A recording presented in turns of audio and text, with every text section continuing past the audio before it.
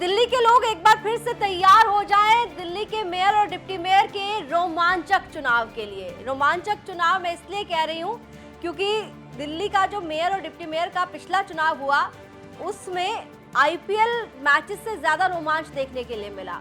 वहां पर लात घूंसे चले, वहां पर कुर्सियां उठाकर फेंकी गई, एक दूसरे के ऊपर क्या कुछ नहीं फेंका गया। वो तस्वीरें तो आप सबने देखी होंगी।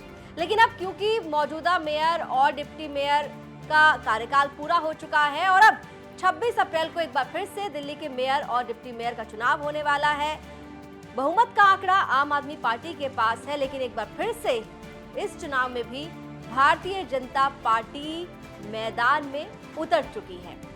तो आम आदमी पार्टी की ओर से भी उम्मीदवारों ने अपने नामांकन दाखिल कर लिए और अब भारतीय जनता पार्टी की ओर से भी ऐलान कर दिया गया कि कौन उनका मेयर और डिप्टी मेयर के लिए उम्मीदवार होगा और उनके नामांकन भी दाखिल हुए। तो ग्राफिक्स के जरिए आपको पहले ये बता देते हैं कि किस किस ने नामांकन फाइल किया है। दिल्ली में 26 अप्रैल को मेयर और डिप्टी मेयर का चुनाव होगा। आम आदमी पार्टी की ओर से इस बार भी मेयर के लिए डॉक्टर शैली ओबरॉय और डिप्टी मेयर के लिए भी आले मोहम्मद इकबाल के नामांकन भरे गए हैं। आम आदमी पार्टी के पास निगम में बहुमत का आंकड़ा है, उनके पास 133 पार्षद हैं। हालांकि आम आदमी पार्टी के 134 पार्षद जीते थे, लेकिन एक पार्षद जो है वो आम आदमी पार्टी की ओर से खिसक कर भारतीय जनता पार्टी के खेमे में जा चुका है। अब बीजेपी की ओर से भी इस चुनाव में लड़ने का ऐलान कर दिया गया है और बीजेपी की ओर से इस बार मेयर के लिए शिखा राय और डिप्टी मेयर के लिए सोनी पांडे ने नामांकन भरा है। बीजेपी के पास इस वक्त बहुमत का आंकड़ा नहीं है, उनके पास कुल संख्या 106 है।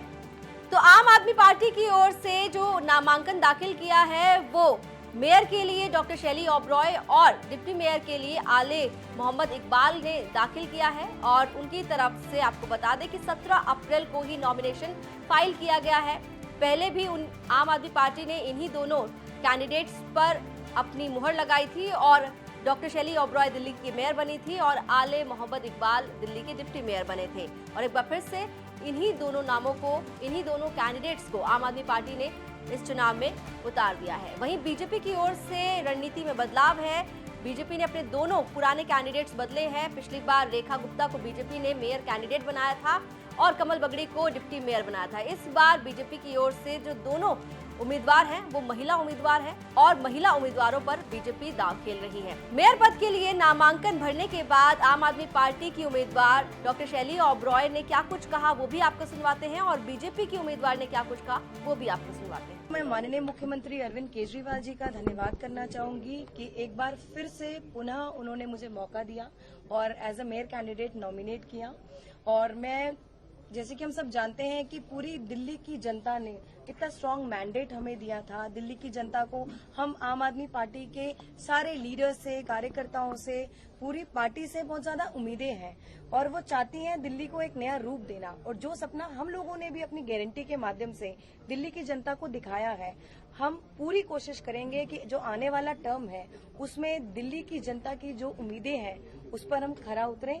और साथ ही जो जिम्मेदारी माननीय मुख्यमंत्री अरविंद केजरीवाल जी ने हमें सौंपी है, मैं पूरा आश्वासन देती हूं, जो पिछला टर्म रहा बेशक वो शॉर्ट था, अब जो आने वाला 1 साल है उस जिम्मेदारी को पूरे ईमानदारी से और मेहनत से दिल्ली सरकार के साथ मिलकर मैं निभाऊंगी। और साथ ही मैं धन्यवाद करना चाहूंगी राज्यसभा सांसद संजय सिंह जी का और साथ ही शिक्षा मंत्री आतिशी जी का, आज यहां आकर मेरा हौसला बढ़ाने के लिए बहुत बहुत धन्यवाद।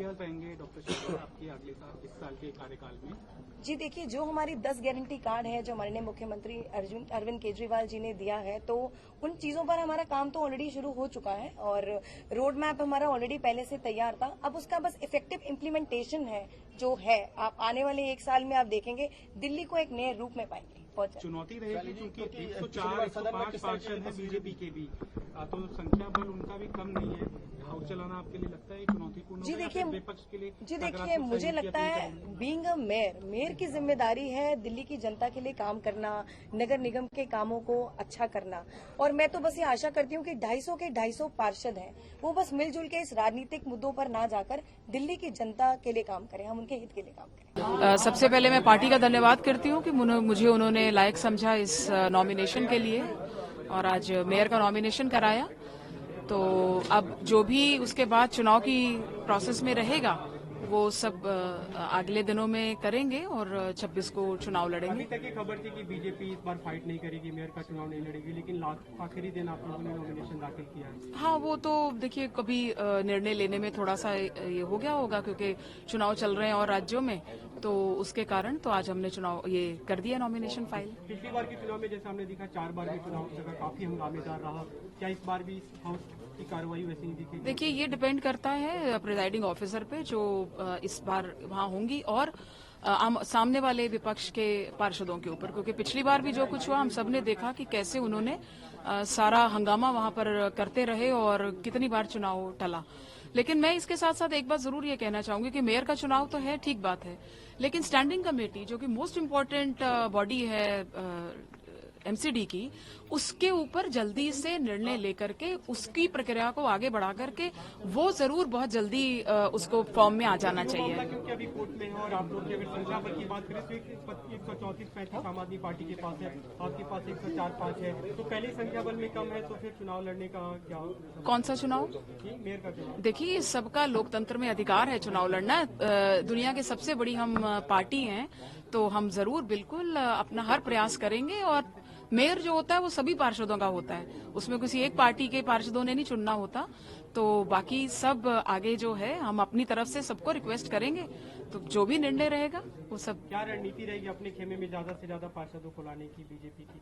हम सबके पास जाएंगे, उनसे अपनी रिक्वेस्ट करेंगे, अपने प्रोफाइल को रखेंगे, अपनी बात को रखेंगे, बाकी निर्णय जो भी पार्षद 26 को देंगे। क्या आप लोग आम आदमी पार्टी या निर्दलीय पार्षदों से संपर्क कर रहे हैं? देखिए चुनाव है तो जो भी वोटर हैं, इसमें पूरी वोटर लिस्ट है 250 पार्षदों की, सबसे संपर्क करूंगी। आम आदमी पार्टी वालों से? सबसे करेंगे जी, क्योंकि मैंने कहा मेयर पार्षदों का होता है, पूरे 250 पार्षदों का है, तो हमारा अधिकार है सबसे, वो वोटर हैं तो उनसे बात करने का करेंगे उनसे बात। तो 26 अप्रैल को एक बार फिर से तैयार रहिएगा क्योंकि दिल्ली में होने वाला है मेयर और डिप्टी मेयर का चुनाव, और ये चुनाव दिल्ली के लोगों ने बड़ा दिलचस्पी से देखा था जब पिछली बार हुआ था, क्योंकि ये चुनाव एक दिन में नहीं हो पाया था।